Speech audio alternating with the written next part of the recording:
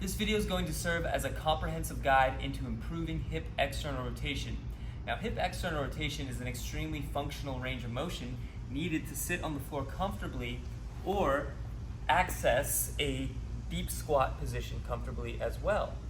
So hip external rotation is defined in two ways. So we have an open kinetic chain range of motion where the limb is moving in free space, where the foot moves inward relative to the knee, and in a closed kinetic chain space where the feet are positioned on the ground, where the pelvis moves away from a fixed femur. So in this case, I'm externally rotating my hip as my belly button faces away from this knee. Now, in order to maximize hip external rotation, we're going to want to train it both in an open kinetic chain fashion and a closed kinetic chain fashion, as well as improve flexibility of the muscles that restrict external rotation. Now, normal range of motion ranges anywhere between 45 and 50 degrees, but I'd like most of my clients to be able to demonstrate closer to 70 to 90 degrees of motion to be able to sit more comfortably in a cross-legged position, squat, and just have less restrictions overall with the hips. Now, a lot of times people with hip pain struggle to rotate the femur in the opposite direction as well in internal rotation. And a lot of times that can be worked on both from a muscular perspective and a joints perspective, but some people do have a lot of bony overgrowth such as cam or pincer impingement. Therefore, they might have to get away with a little bit more external rotation to have functional hips. So I do think improving your external rotation can have a lot more functional benefits. So let's get into some of my favorite exercises for improving hip external rotation. The first exercise we're going to cover is the loaded elevated pigeon stretch, which is one of my favorite exercises for improving flexibility in the glutes, especially the internally rotating fibers of the glute med and min, as well as the piriformis, because at around 90 degrees, these muscles become internal rotators, so to stretch them, we have to externally rotate. We're using an elevation here compared to the floor because we don't have to rely on hip extension of the back leg, and an incline bench is extremely versatile here because we can work in your current level of external rotation that you have available without compensating significantly in the pelvis or knee.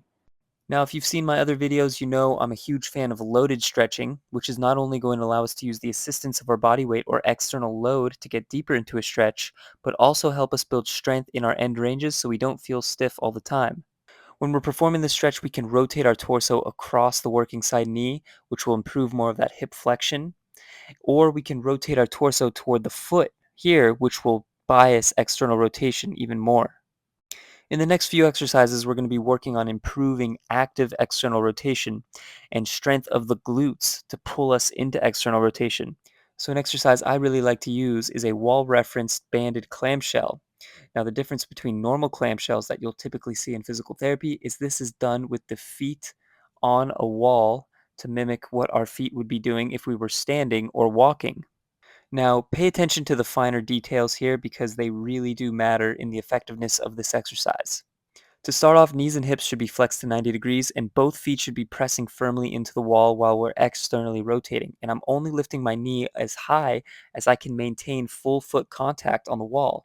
You'll notice here as my inner arch leaves the wall, I'm bypassing the ability of my glute max to perform external rotation and I'm just shifting into the smaller hip rotator muscles, which isn't a bad thing, but we want to make this more specific to the glute max. So the main things I want to think about are knees and hips flexed to 90 degrees, pressing into the wall at all times. We want to shift the top knee forward over the bottom knee and externally rotate while keeping a posterior pelvic tilt. This next exercise is working on externally rotating from a internally rotated position from the 90-90. So the exercise we saw prior is more focused on the short range of the glute. This is working through internal and external rotation. As always, test and retest afterwards to see if we've made change. Next exercise, we're working on open chain external rotation with an ankle weight. So I am side lying on a bench here, and I'm letting my leg fall out into internal rotation as my foot moves closer to the ground. And then from there, I'm going to lift up as high as I can into external rotation. So this is working some of the proximal fibers of the psoas, the sartorius, and we're getting some of those deep hip rotators involved as well. And the heavier we load this, we get a nice little pump deep in the hip that we're not used to getting with other more traditional exercises in the gym. So closed kinetic chain and open kinetic chain are a bit different. So with my foot on the ground, to produce external rotation, we need adequate length of the short adductor muscles. And an exercise I really like to use are Copenhagen plank variations with the hip push forward into extension. And this is going to lengthen some of the short adductors such as the pectineus and adductor longus and brevis. Now, this is a very taxing exercise that does require some upper body strength as well. So if you can't support yourself on your arm, then you can always elevate your elbows on a small box, maybe about 12 inches. I'm also using some elevation for the foot here, and you can of course start with the foot flat on the ground without the yoga blocks. Now, as I'm moving my hips closer to the ground, I'm trying to get my torso more upright, and my bottom hip is just hovering from the ground here. It's not resting. So right now I'm creating an isometric, driving my foot through the yoga blocks as I lift myself up, and then contracting those adductors as I lengthen. So I am building strength in that end range and getting some yielding in those adductor tissues to move a little bit deeper. Dynamic repetitions up and down as well as static holds work really well here. Another really great variation of the Copenhagen plank is one I call the Corkscrew Copenhagen, where we're moving through internal and external rotation of the hip. So as I turn my belly button toward the ground, I'm moving through external rotation, and you'll feel a strong lengthening high up in the hip of those shorter adductors and hip flexors. And then as I move my belly button facing the ceiling, I'm strengthening through internal rotation.